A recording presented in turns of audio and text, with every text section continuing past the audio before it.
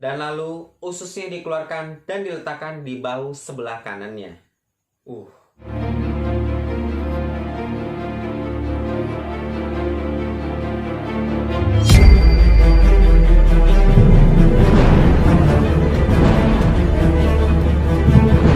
Hai semua sobat pecinta kisah misterinya, selamat datang kembali di Mystery Stories bersama aku, Krisna. Gimana kabar kalian dari semuanya? Semoga sehat-sehat selalu ya. Sebuah kasus kriminal memang terkadang menimbulkan rasa penasaran yang cukup besar tentang apa, siapa, dan motif apa yang mendorong tindakan kriminal itu sampai terjadi. Kasus-kasus seperti ini terkadang ada yang tidak terungkap dan menimbulkan banyak konspirasi yang berujung menjadi misteri hingga detik ini.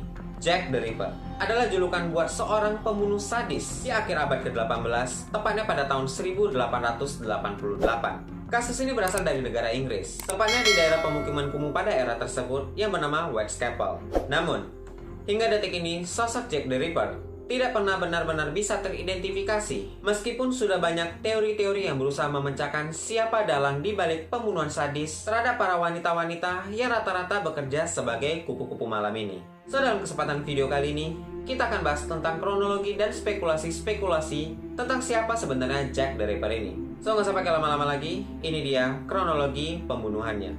Let's get started. 31 Agustus tahun 1888, tepatnya pada pukul 3:40 dini hari, ditemukan jasad seorang wanita yang kemudian diidentifikasi bernama Mary Ann Nichols di Buxrow, Whitechapel. Jasadnya ditemukan dalam kondisi yang sangat mengenaskan. Tenggorokannya disayat dengan 2 luka yang dalam, dan salah satu luka itu memutuskan semua urat dalam sampai ke tulang belakang. Kemaluannya ditusuk sebanyak 2 kali dengan benda tajam. Dan bagian bawah perutnya sebagian robek karena luka sayatan yang dalam yang diduga menggunakan pisau bergerigi atau semacam gergaji, dan ini menyebabkan isi perutnya menonjol keluar. Gak sampai di situ, ditemukan juga beberapa sayatan di kedua sisi perutnya yang juga disebabkan oleh pisau bergerigi yang sama dengan cara menusuk sisi kiri dan sisi kanan perutnya lalu ditarik ke bawah sampai ke area paha. That's so really I don't know what I have to say. Seminggu kemudian, alih-alih menemukan siapa pelaku kasus pertama, jasad kedua kembali ditemukan. Tepatnya pada tanggal 8 September tahun 1888, jasad dari seorang wanita yang kemudian diidentifikasi bernama Annie Chapman ditemukan sekitar pukul 6 pagi di dekat tangga menuju pintu halaman belakang di Hanbury Street, Spitalfields. Sama seperti kasus Mary Ann Nichols, tenggorokannya juga disayat oleh 2 luka yang cukup dalam. Perutnya telah dibedah seluruhnya dengan bagian daging dari perutnya diletakkan di atas bahu kirinya. Dan bagian lain dari kulit dan daging ditambah usus kecilnya dikeluarkan dan ditempatkan di atas bahu sebelah kanannya. Otopsi dari tubuh Annie Chapman juga mengungkapkan bahwa rahim dan bagian dari kandung kemih serta kemaluannya telah dirusak dan tidak ditemukan di lokasi kejadian. Ya, maksudnya rahim Annie Chapman telah dibawa pergi oleh sang pelaku. Pada pemeriksaan pembunuhan Annie Chapman, seseorang bernama Elizabeth Long menggambarkan bahwa dia pernah melihat Annie Chapman berdiri di luar 29 Hanbury Street sekitar pukul 5:30 pagi dengan ditemani seorang pria yang berambut gelap dan mengenakan topi penguntit rusa dan sebuah mantel yang berwarna gelap dengan penampilan yang lusuh tetapi yang sopan. Menurut saksi mata ini, pria tersebut telah mengajukan pertanyaan kepada Annie Chapman, "Maukah Anda?" Yang dijawab dengan Annie Chapman, "Ya, saya mau." Tidak menunggu lama, pada tanggal 30 September tahun 1888, ditemukan 2 korban lainnya yang bernasib sama. Mereka adalah Elizabeth Stride dan Catherine Edwards. Tubuh Elizabeth Stride ditemukan sekitar jam 1 pagi di Dudfields Yard di luar Bernard Street di Whitechapel. Penyebab kematiannya adalah sebuah sayatan tunggal di bagian lehernya yang telah memotong arteri karotis kirinya dan trakea sebelum berakhir di bawah rahang sebelah kanan. Tidak ada mutilasi lebih lanjut lagi dari tubuhnya, dan ini telah menyebabkan ketidakpastian apakah benar pembunuhan Stride dilakukan oleh Jack the Ripper atau apakah dia telah diinterupsi selama serangan tersebut. Beberapa saksi kemudian memberitahu kepada polisi bahwa mereka melihat Elizabeth Stride ditemani seorang pria di dekat Bernard Street pada tengah malam antara tanggal 29 September dan pada dini hari tanggal 31 September. Tetapi, Masing-masing saksi tersebut memberikan kesaksian yang cukup berbeda. Beberapa mengatakan dia, yang kemungkinan Jack the Ripper, terlihat berpakaian lusuh, sementara yang lain mengatakan bahwa dia terlihat menggunakan pakaian yang cukup bagus. Jasad Catherine Edwards ditemukan di alun-alun Maitre di kota London hanya 3/4 jam setelah jasad Elizabeth Stride ditemukan. Tenggorokannya dipotong dan perutnya robek karena luka panjang yang dalam dan bergerigi. Dan lalu ususnya dikeluarkan dan diletakkan di bahu sebelah kanannya. Gak sampai di situ aja. Ginjal sebelah kiri dan bagian utama rahimnya telah diangkat dan wajahnya telah dirusak dengan hidung yang dipotong, pipinya disayat, dan sebuah sayatan yang berukuran 1/4 inci dengan masing-masing sayatan tersebut ditorehkan secara vertikal melalui setiap bagian dari kelopak matanya yang membentuk sebuah sayatan segitiga yang mengarah ke mulut Catherine Edwards. Luka yang sama juga telah diukir di bagian pipi sebelah kiri dan kanannya. Dan satu bagian dari daun telinga, serta lobus telinga bagian dalam, kemudian ditemukan di pakaian Catherine. Polisi yang melakukan visum pada tubuh Catherine Edwards menyatakan pendapatnya bahwa mutilasi ini akan mengambil waktu setidaknya 5 menit untuk menyelesaikan mutilasi dengan tahap yang cukup ekstrem ini. Dan yang terakhir, pada tanggal 9 November tahun 1888, jasad seorang wanita kembali lagi ditemukan dalam kondisi yang mengenaskan pada pukul 10:45 pagi. Mary Jane Kelly dimutilasi dan isi perutnya dikeluarkan secara ekstensif dan dia ditemukan terbaring di tempat tidurnya di 13 Miller Court, Spitalfields. Wajahnya disayat bahkan sampai tidak bisa dikenali lagi. Bukan hanya itu, tenggorokannya juga dipotong hingga ke tulang belakang sama dengan kasus pembunuhan yang pertama dan isi perutnya dikeluarkan seluruhnya. Rahim dan ginjal serta salah satu bagian dadanya telah ditempatkan tepat di bawah kepalanya dan isi perut lainnya ditempatkan di samping kaki kirinya.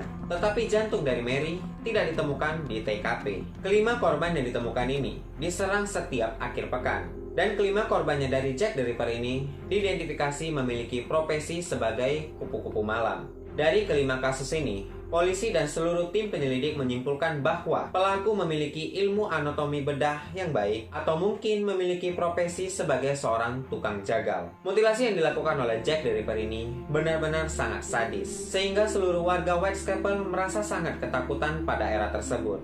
Tapi, apakah kelima korban ini sajakah yang teridentifikasi sebagai korban Jack the Ripper? Jawabannya tidak. Beberapa kasus pembunuhan kembali terjadi setelah pembunuhan Mary. Para korban tersebut bernama Rose Mylett, Alice Mackenzie, Frank Scholes, dan satu yang terakhir yang tidak teridentifikasi dan dikenal sebagai Pinchin Street Torso. Tapi keempat kasus ini tidak memiliki pola mutilasi yang sama dengan 5 kasus sebelumnya. Sehingga keempat kasus ini tidak dapat dikatakan sebagai korban resmi dari Jack the Ripper. Sementara 5 kasus sebelumnya sering disebut sebagai The Canonic Murders. So sekarang kita akan masuk ke spekulasi dugaan tersangka yang dianggap sebagai Jack the Ripper. Let's go. Hingga saat ini, para pencipta konspirasi dan cerita-cerita misteri, serta pencipta kasus kriminal masih sibuk menebak-nebak siapa sebenarnya Jack the Ripper. Dalam proses penyelidikan yang cukup panjang, bahkan sampai sekarang, ratusan terduga sebagai Jack the Ripper ini muncul ke media. Namun dari semua terduga pelaku, tidak ada satupun yang dapat membuktikan siapa sebenarnya Jack the Ripper ini. Tapi di sini aku akan membacakan dan membagikan 6 profil yang disebut-sebut sebagai dugaan terkuat sebagai Jack the Ripper. Kita mulai dari yang pertama, Carl Feigenbaum.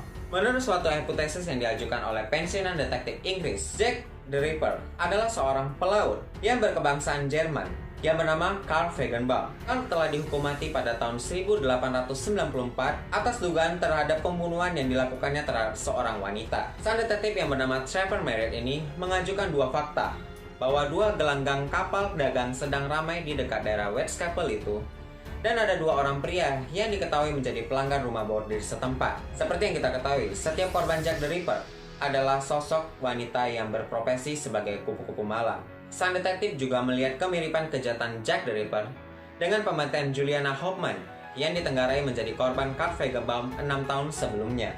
Arsip penelitian menemukan bahwa Carl Feigenbaum memiliki beberapa nama samaran. Kapal dagang yang biasanya ditumpangi oleh Carl diketahui selalu bersandar di daerah dekat pelabuhan Whitechapel ketika Jack the Ripper sedang beraksi. Gimana menurut kamu? Komen di bawah. Selanjutnya, Pangeran Albert Victor. Salah satu terduga dan yang paling kuat menjadi dugaan sebagai Jack the Ripper adalah Pangeran Albert Victor. Di kalangan keluarganya, dia dikenal dengan nama Eddie, dan dia merupakan salah satu penerus tahta di kerajaan Inggris. Sebelum akhirnya dia wafat pada usianya ke-28 tahun diakibatkan penyakit influenza.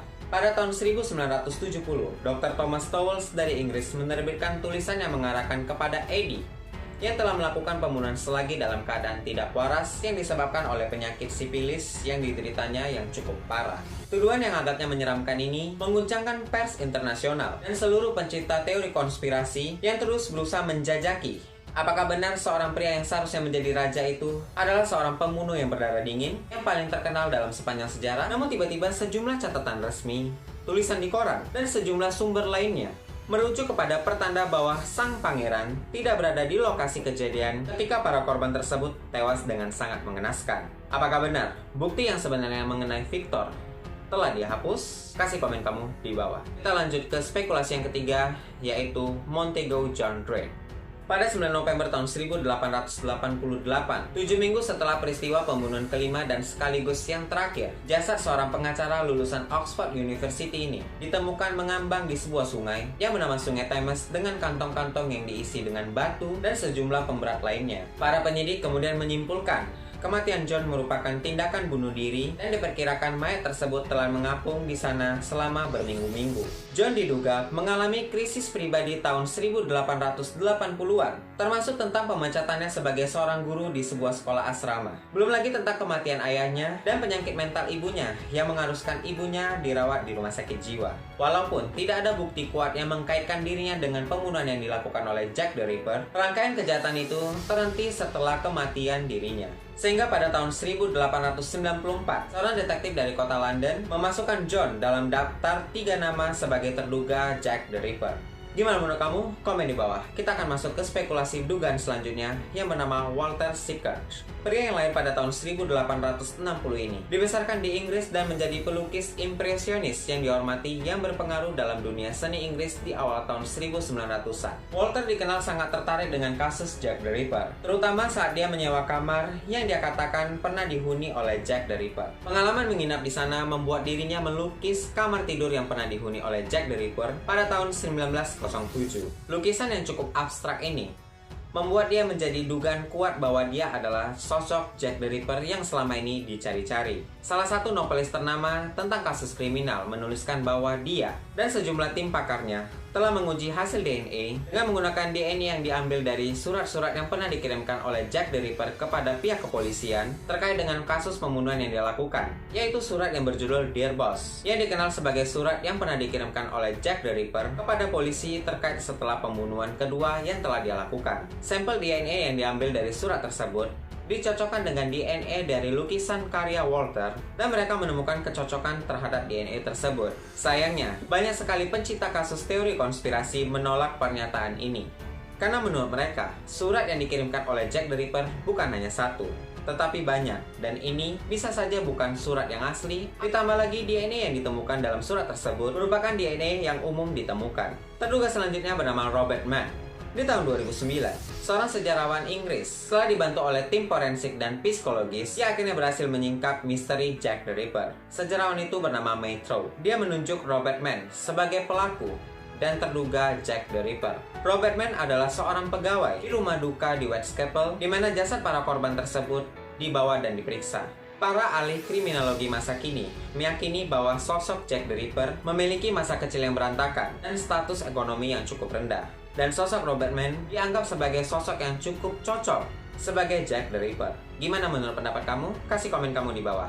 Yang terakhir, Jill the Ripper. Beberapa tahun setelah kasus pembunuhan ini terjadi, sejumlah orang berpikir bahwa sebenarnya Jack the Ripper ini bukanlah seorang lelaki, melainkan seorang wanita. Satu-satunya tersangka wanita yang terpikirkan oleh para detektif adalah Mary Percy, seorang wanita berkebangsaan Inggris yang dihukum mati pada tahun 1890 karena membunuh istri dan anak kekasihnya dengan menggunakan pisau jagal dan pisau bergerigi. Pada tahun 2006, penyelidikan oleh Ian Finlay, seorang ilmuwan Australia, mengarah kepada hasil yang mendukung teori Jill the Ripper ini. Ilmuwan itu khusus pergi ke London dan mengumpulkan sampel ludah dari sejumlah surat Jack the Ripper yang dianggap paling dapat dipercaya sebagai barang bukti. Ia kemudian mengambil DNA tersebut dan menggunakan teknologi yang cukup maju untuk menciptakan profil tersangka.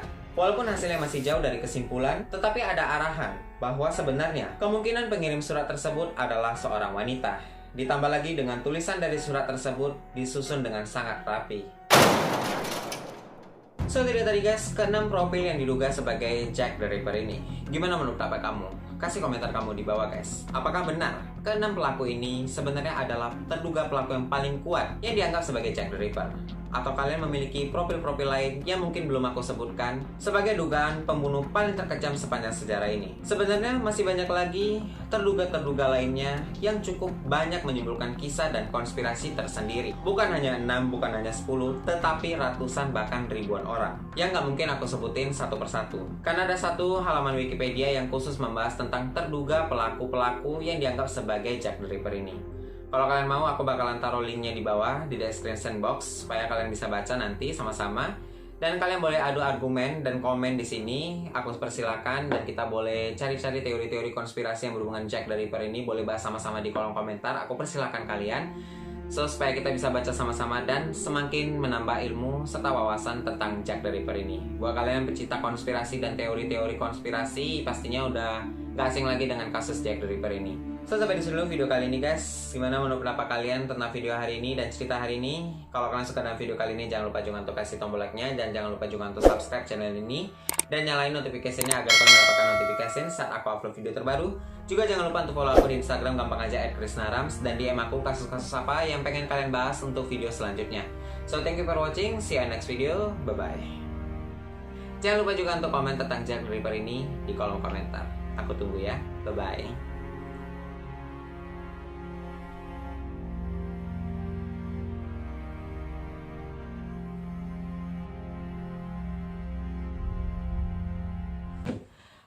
Capek.